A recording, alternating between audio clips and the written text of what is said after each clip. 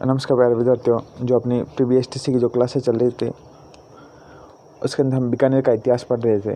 बीकानेर के इतिहास के अंदर हमने रतन सिंह तक पढ़ा था। उसके बाद जो नेक्स्ट शासक आता है उसके बारे में अपन चर्चा करेंगे। तो जो नेक्स्ट शासक आता है आपके गंगा सिंह, उसके बारे में जानते हैं। तो अपनी हेडिंग होगी गंगा सिंह।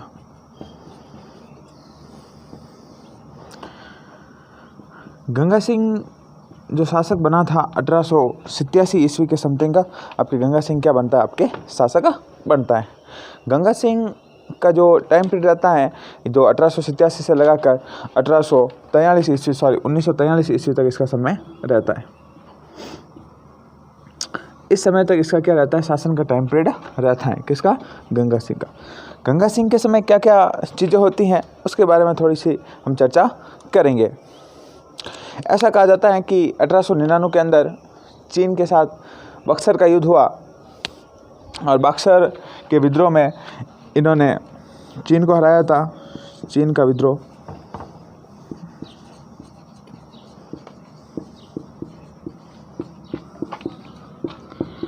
बक्सर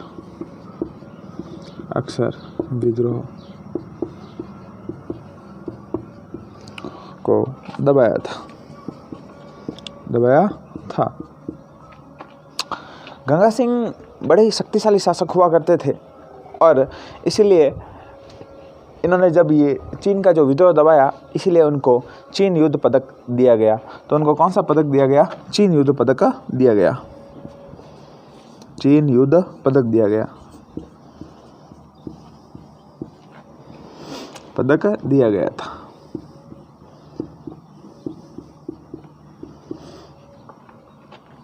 और गंगा सिंह की प्रमुख क्या क्या बातें आती हैं उसके बारे में थोड़ी सी हम चर्चा करते हैं कि अंग्रेज़ों ने इन्हें केसर हिंद की उपाधि दी थी। तो हम लिख सकते हैं कि गंगा सिंह को अंग्रेज़ों ने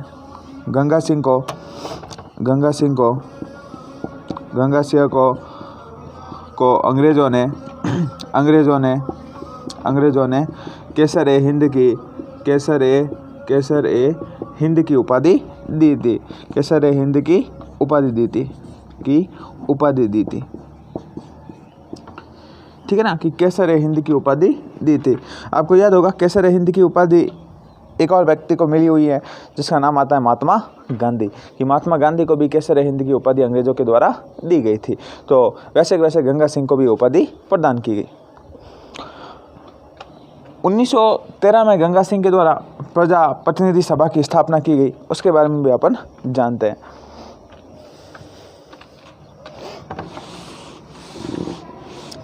1913 ईस्वी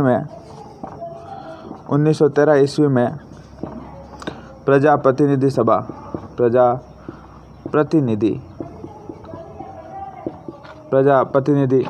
सभा की स्थापना की गई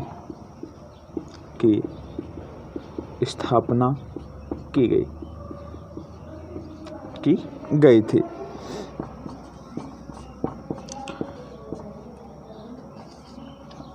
अब आगे अपन थोड़ी सी चर्चा करें इसी के तहत कि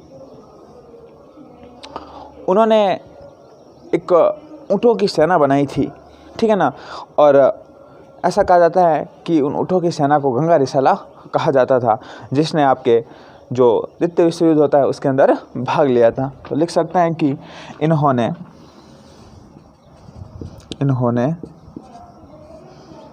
ऊँटों की सेना बनाई।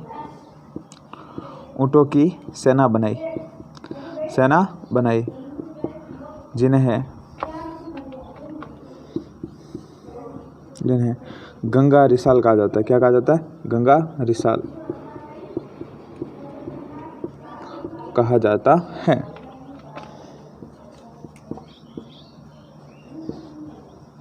गंगा रिसाल कहा जाता है। और इस सेना ने विश्व युद्ध में भाग लिया था और इसी से प्रेरित होकर भारतीय सेना के अंदर बीएसएफ के तहत ऊँटों की सेना बनाई जाती है। तो हम लिख सकते हैं यहाँ पर कि इस सेना ने विश्व युद्ध में भाग लिया था। विश्व युद्ध में विश्व युद्ध में भाग लिया था।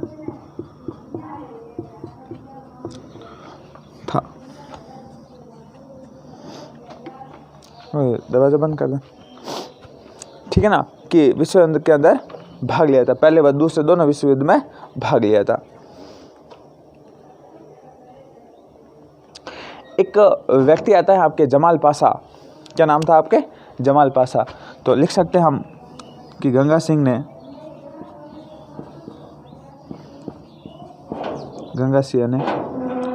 टर्की के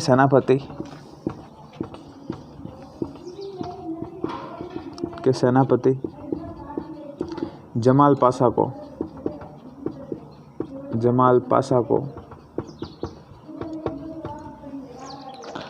10 बार हराया। कितनी बार हराया? 10 बार हराया। वह अंत में इसको क्या कर दिया? मार दिया। वह अंत में इसे मार दिया।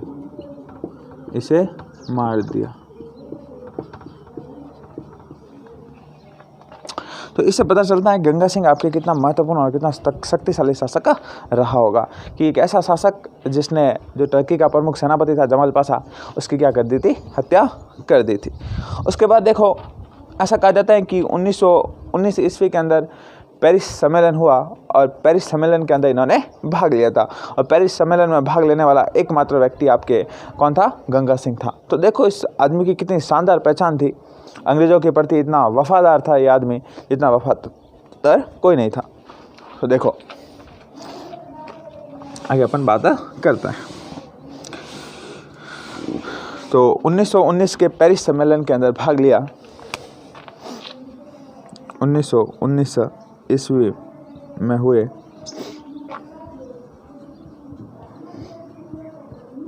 पेरिस सम्मेलन में भाग लिया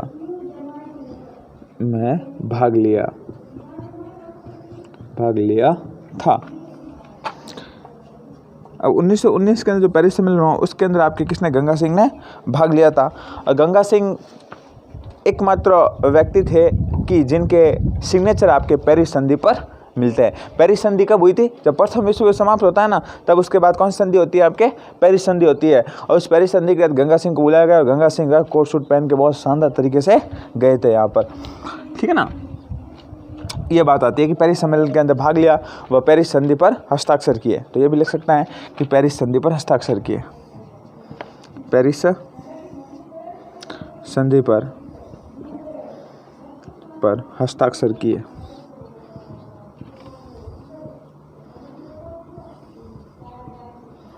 ठीक है, पेरिस संधि पर क्या किया? इन्होंने हस्ताक्षर किए। उसके बाद देखो आगे अपन जानते हैं कि इनके वर्साई संधि पर भी हस्ताक्षर मिलते हैं। लिख सकते हैं कि वर्साई संधि पर भी हस्ताक्षर मिलते हैं। वर्साई संधि पर हस्ताक्षर मिलते हैं।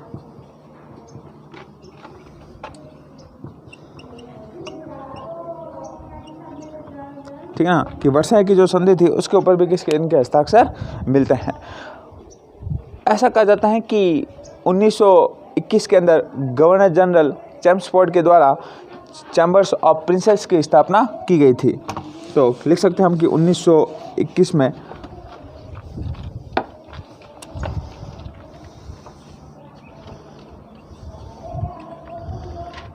किस ईस्वी में गवर्नर जनरल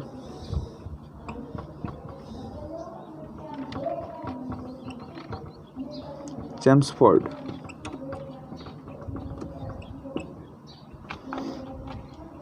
द्वारा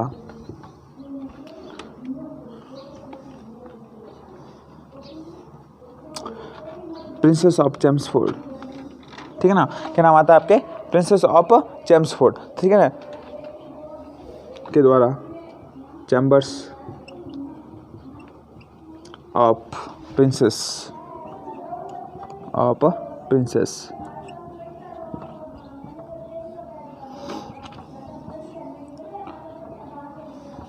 इसकी स्थापना की गई, जिसका चांसलर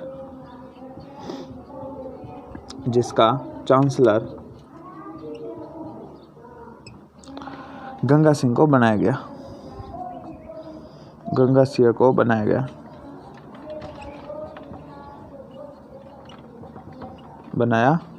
था। ठीक है ना, गंगा सिंह था, उसको उसका क्या बनाया गया, चांसलर। चांसलर मतलब क्या होता है, अध्यक्ष। तो चैम्बर ऑफ प्रिंसेस, याद रखना, इंपॉर्टेंट सवाल बनता है आपके, चैम्बर्स ऑफ प्रिंसेस की स्थापना कब की गई, 1921 में। इसका जो चांसलर है किसे बनाया गया था, आपके बीकानेर के महाराजा गंगा सिंह को इसका क्या बनाया गया था, चांसलर, इसका अध्यक्ष बनाया गया था। ऐसा कहा जाता है कि मदन मोहन मालवीय थे, वो आपके बनारस हिंदू विश्वविद्यालय की स्थापना करना चाहते थे। जब मैंने आपको 12th क्लास की हिस्ट्री पढ़ाई थी तब मैंने आपको इस व्यक्ति के बारे में बताया था कि मदन मोहन मालवीय कौन था। तो ऐसा कहा जाता है कि 1916 में BHU की स्थापना के लिए मदन मोहन मालवीय थे, वो आपके गंगा सिंह के पास मदद के लिए आए थे, और सर्वाधिक यदि सहायता की मदन मोहन मालवीय की तो वो आपके किसके की थी, गंगा सिंह के द्वारा की गई। तो हम लिख सकते हैं कि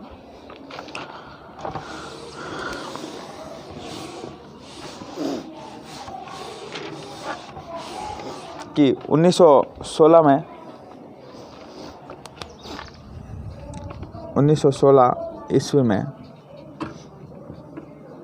BHU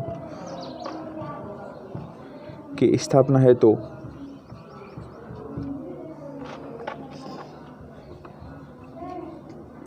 मदन मोहन मालवीय की, ये नाम सुना हुआ है ना, मदन मोहन मालवीय की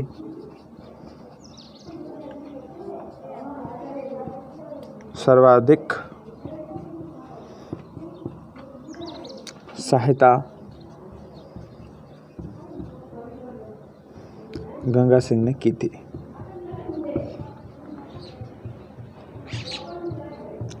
आपके जयपुर का एक शासक आएगा, उसने 5 लाख रुपए दिए थे इस विश्वविद्यालय को बनाने के लिए। ठीक है ना, तो बड़े बड़े राजा महाराजाओं का इसके अंदर बहुत महत्वपूर्ण क्या था, आपके सहयोग था। इसीलिए मदन मोहन मालवीय ने इतनी बड़ी यूनिवर्सिटी खड़ी की, इसलिए मदन मोहन मालवीय को भारत रत्न अवार्ड दिया गया था। किनको दिया गया था, मदन मोहन मालवीय को। ठीक है ना, ऐसा कहा जाता है कि गंगा सिंह बीकानेर प्रांत के अंतर्गत रहते थे, और ऐसा कहा जाता है कि छप्पनिया अकाल के समय आपके बीकानेर के शासक कौन थे, हाँ लिख सकते हैं कि छप्पनिया अकाल के समय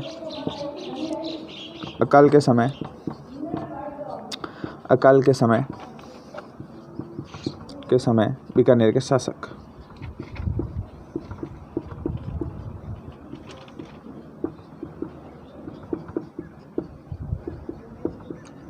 अब आप एक चीज़ देखना कि छप्पनिया अकाल पड़ा, तब गंगा सिंह ने सोचा कि ऐसे तो मेरी प्रजा क्या हो जाएगी, मतलब भूख प्यास से मर जाएंगी और लोगों को पानी भी प्राप्त नहीं होगा। तो गंगा सिंह के दिमाग में एक ख्याल आया कि क्यों ना मैं एक क्या बनाऊं, नहर बनाऊं। तो गंगा सिंह ने गंग नहर बनाई। 1927 के अंदर गंग नहर की नींव रखी। 1927 ईस्वी में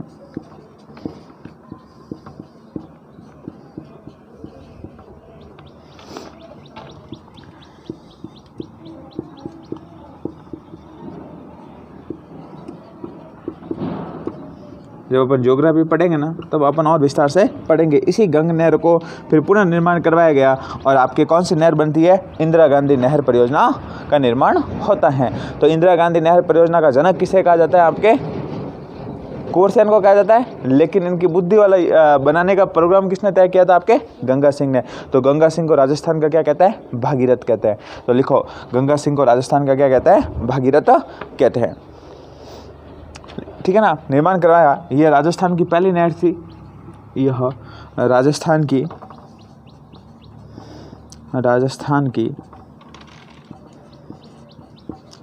पहली नहर थी। देखो सीधी बात है, अंग्रेजों के साथ अच्छी बना के रखी थी इस आदमी ने, इसलिए अंग्रेज भी इसकी क्या करते थे, मदद करते थे। इसलिए अंग्रेजों की सहायता से इसने क्या बना दी, आपके नहर वगैरह बना दी। ठीक है ना, इसीलिए पहली नहर थी, तथा इस कारण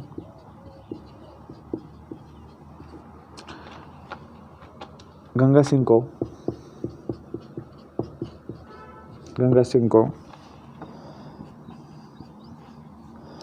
राजस्थान का भगीरथ कहते हैं।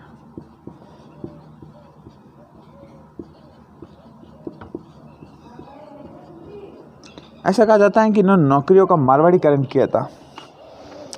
आप समझोगे कि किस प्रकार से मारवाड़ीकरण किया गया था, उसके बारे में थोड़ा सा सुनना कहानी आती है। ऐसा कहा जाता था कि अपने जो राजस्थान की रियासतें वगैरह थी, वहाँ से बाहर के लोग आके यहाँ पर क्या करते थे, नौकरियाँ करते थे। आज के समय में भी होता है कि आपके जो दूसरे स्टेट के लोग होते हैं वो राजस्थान के अंदर आके क्या कर लेते हैं, नौकरी वगैरह कर लेते हैं। लेकिन गंगा सिंह ने अपने जो विश्वास पात्र सेनापति था उससे कहा कि अरे ये कुछ ना कुछ ये तो जुगाड़ निकालो कि आपके कि मारवाड़ी लोग हैं उनको ही क्या मिले, ज़्यादा से ज़्यादा नौकरी वगैरह मिले, जो बाहर से जो लोग आते हैं उनको नौकरी वगैरह ना मिले। तो सेनापति था, उसने कहा ठीक है, कुछ ना कुछ आइडिया लगाते हैं कि कुछ ना कुछ व्यवस्था करते हैं कि जिससे क्या होगा कि आपके जो मारवाड़ी लोग हैं उनको ही नौकरियां मिले। तो उन्होंने इंटरव्यू कॉलिंग वाली सिस्टम रखा कि जो भी आएगा उनका इंटरव्यू वगैरह लिया जाएगा। अब जो बाहर से कोई व्यक्ति आता था उसका पता करने के लिए 2 शब्द उनसे बुलवाए जाते थे। एक तो देखो ये सुना होगा आपने,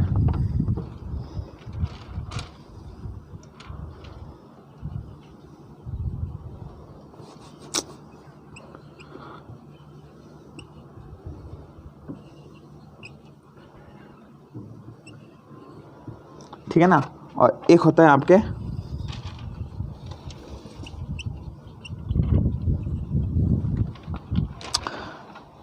अब जो बाहर से लोग आते थे ये अपने राजस्थानी भाषा का शब्द है, और बाहर का जो शब्द होता है वो ये होता है।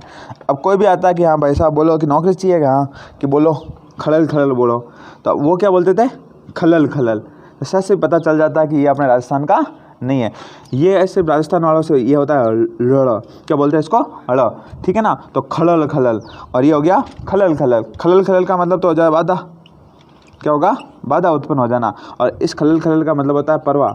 जैसे नदी क्या होती है, खलल खलल बहती है, एक प्रवाह के रूप में बहती है।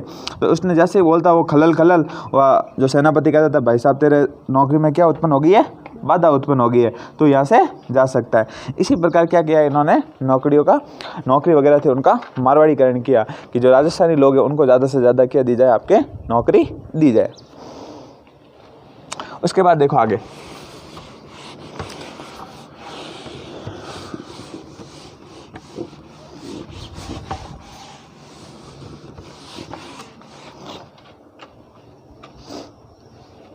ऐसा कहा जाता है कि 1924 के अंदर जिनेवा सम्मेलन हुआ था, और जिनेवा सम्मेलन के अंदर भी गंगा सिंह ने भाग लिया था।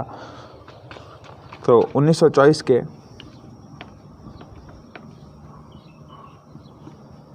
जिनेवा सम्मेलन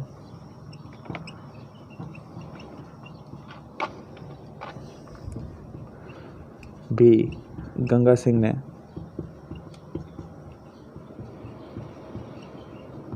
भाग लिया था।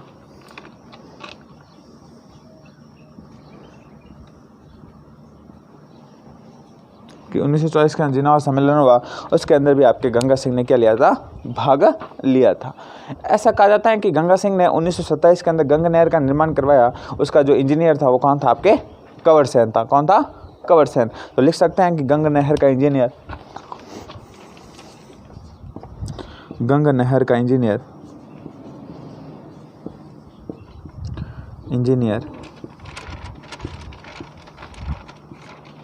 कंवर सेन था, कंवर सेन था, ठीक है ना। कंवर सेन ने जो इसकी डिज़ाइन वगैरह आपके बनाई थी। उसके बाद देखो कि जो गंगा नहर का निर्माण करवाया गया और हनुमानगढ़ की स्थापना की गई, एक नया शहर बसाया गया हनुमानगढ़, उसकी जो उद्घाटन किया था आपके लॉर्ड इरविन ने किया था। हम लिख सकते हैं कि गंगा नहर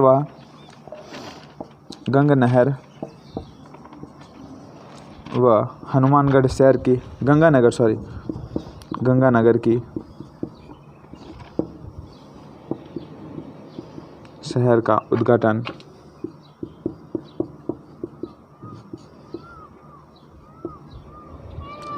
लॉर्ड इरविन ने किया था,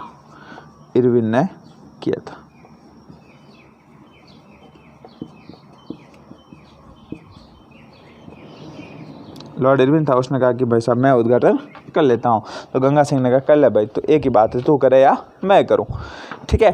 उसके बाद ऐसा कहा जाता है कि जो आपका रामदेवरा था ना, उसके मंदिर का, और देशनोक में करणी माता मंदिर का, और जो आपके गोगामेडी मंदिर आता है, उनका पुनर्निर्माण आपके किसने करवाया? गंगा सिंह ने करवाया। तो लिख सकते हैं हम कि इन्होंने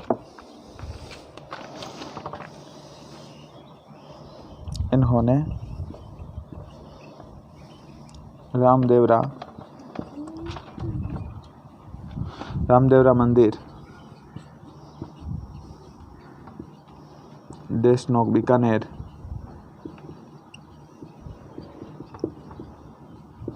गोगामेडी, हनुमानगढ़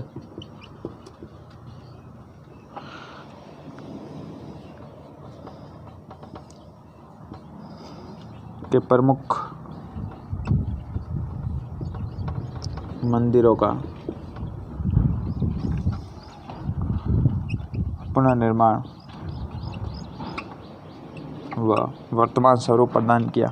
वर्तमान स्वरूप प्रदान किया।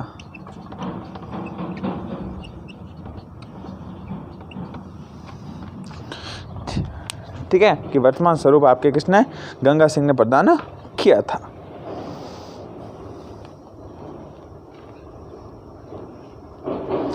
बीकानेर के अंदर एक लालगढ़ पैलेस का निर्माण कराया। तो लिख सकते हैं कि इन्होंने बीकानेर में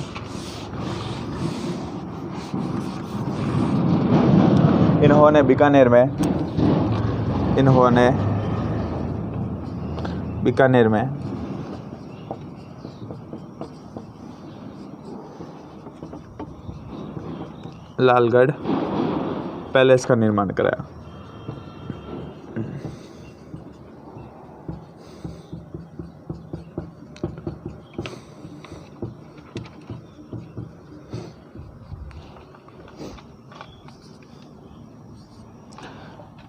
ये जब भी बाहर वगैरह जाया करते थे घूमने के लिए, तो जो अंग्रेज होते थे उनको इम्प्रेस करने के लिए अलग अलग प्रकार से सिक्के चलाए जाते थे। इसलिए बीकानेर के सिक्कों पर विक्टोरिया इम्प्रेस लिखा गया। तो बीकानेर के जो सिक्के थे किस प्रकार के थे? बीकानेर के सिक्कों पर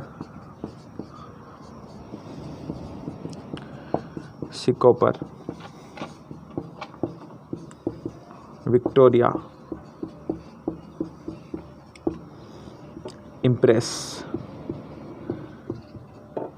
गंगा सिंह कहना चाहता है भाई साहब कि हम जो लंदन वगैरह जाते थे, वहाँ की जो रानी थी वो हमसे क्या थी?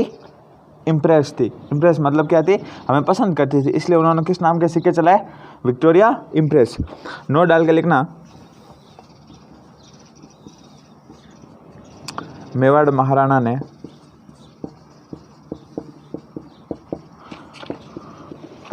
दोस्ती लंदन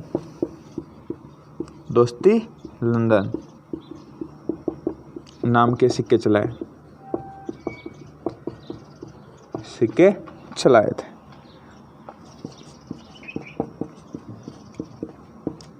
बीकानेर के जो राजा थे उन्होंने तो क्या चलाया? Victoria impress. की रानी हमसे क्या थी?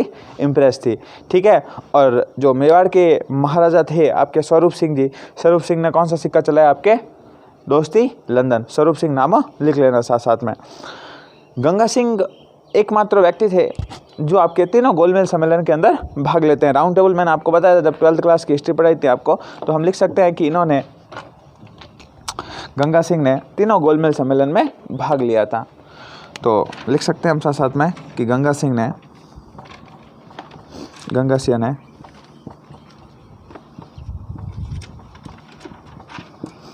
तीनों गोलमेल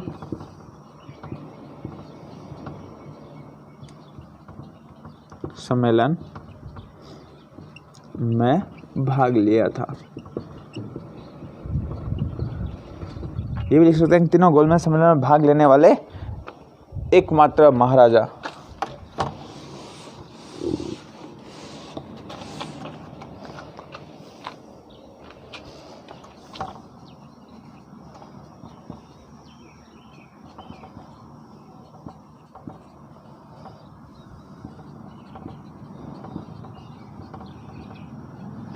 सम्मेलन में भाग लेने वाले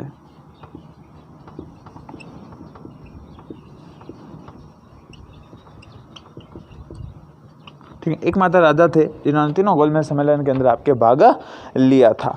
तीनों गोलमेज सम्मेलन आपके जो उसका समय था 1930, 31 और 32। तो लिख लेना कोष्टक में 30, 31 और 32 ठीक है ना। 1930, 1931 और 1932 तीनों गोलमेज सम्मेलन के अंदर आपके गंगा सिंह ने भाग लिया था। उसके बाद जो आपके नेक्स्ट शासक आता है वो आता है आपके शार्दुल सिंह। ये आपके आज़ादी के समय क्या था, आपके शासक था। बस इतनी सी बात आती है। तो लिख सकते हैं हम कि यह नेक्स्ट शासक नाम लिख के लिखते हैं।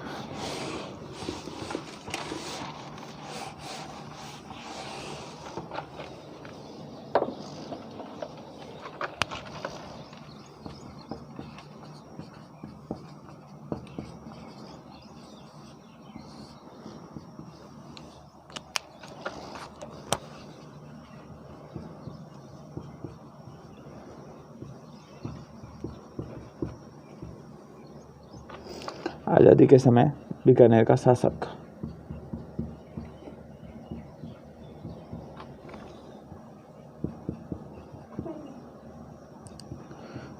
था।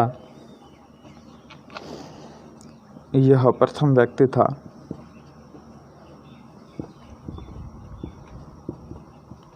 जिसने सर्वप्रथम एकीकरण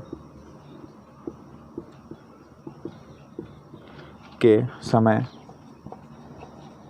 विलय पत्र पर हस्ताक्षर किए।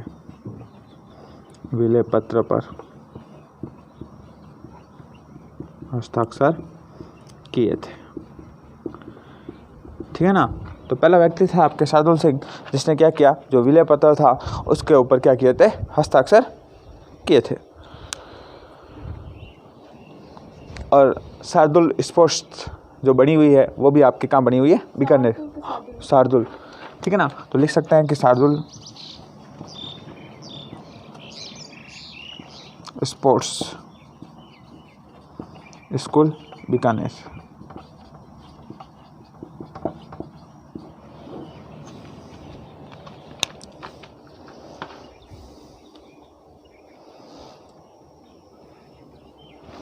ठीक है। तो ये आपके गंगा सिंह और शार्दुल सिंह कंप्लीट होता है। इस प्रकार से आपके बीकानेर का इतिहास है वो कंप्लीट होता है। तो आज हमने बीकानेर के इतिहास के अंदर गंगा सिंह पढ़ा, गंगा सिंह की प्रमुख बातें पढ़ी कि गंगा सिंह ने किस प्रकार अंग्रेज़ों की सहायता की थी। और छप्पनिया अकाल के समय गंगा सिंह ने जो अपनी प्रजा वगैरह थी उनकी बहुत ही शानदार तरीके से सहायता की थी। ऐसा कहा जाता है कि उस अकाल के समय इन्होंने अपने जो सारे जो संपत्ति वगैरह थी वो गरीबों के लिए दान कर दी थी और लोगों को खाने वगैरह की सारी सुविधा उपलब्ध करवाई थी। तो एक महत्वपूर्ण शासक और महान शासक आपका माना जाता है आपके गंगा सिंह को। उसके बाद शार्दुल सिंह आते हैं, उसके बाद देश आज़ाद हो जाता है। तो इस प्रकार से आपके बीकानेर का इतिहास समाप्त होता है। बहुत बहुत धन्यवाद और आभार आपका। बने रहिए हमारे साथ इसी प्रकार से।